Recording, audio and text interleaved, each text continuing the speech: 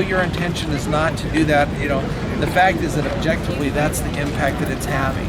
It reinforces white supremacist ideas. It reinforces people who get into cars and drive them to demonstrators to kill demonstrators because they feel like because they're white and they're being like their privileges are being taken away, they therefore have a right to do things that are outrageous and hateful and violent. And we're opposed to that. And this is coming from a regime. This is what has the Trump regime promoted since they've come into power, but that.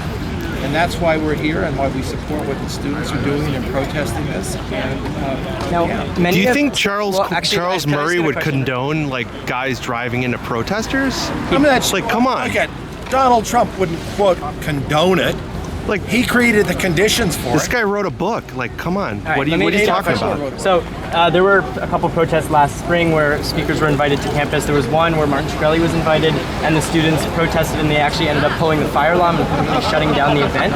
What are your thoughts on that? And would you ideally like to see this event shut down, or would you like to just have Harvard not have ever invited him in the first place? I absolutely do not condone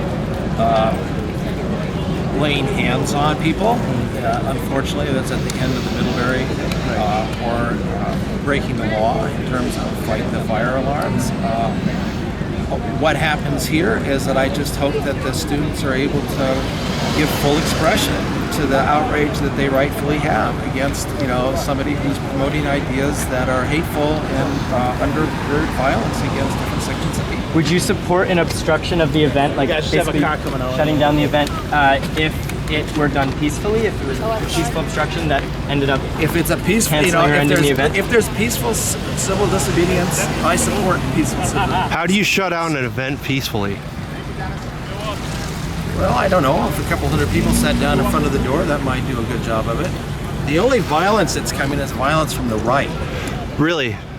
Do you want to talk about the violence from the left? No. Do you want to acknowledge I don't it? want to talk to anything with you. Are you with the Crimson? No, I'm an independent journalist. Okay, well, I got no time for you right now. So why is that?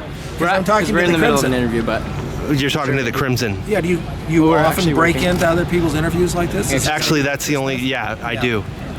So I just want to know what you have think. like a couple minutes and then you could interview. Yeah, go ahead. Okay. So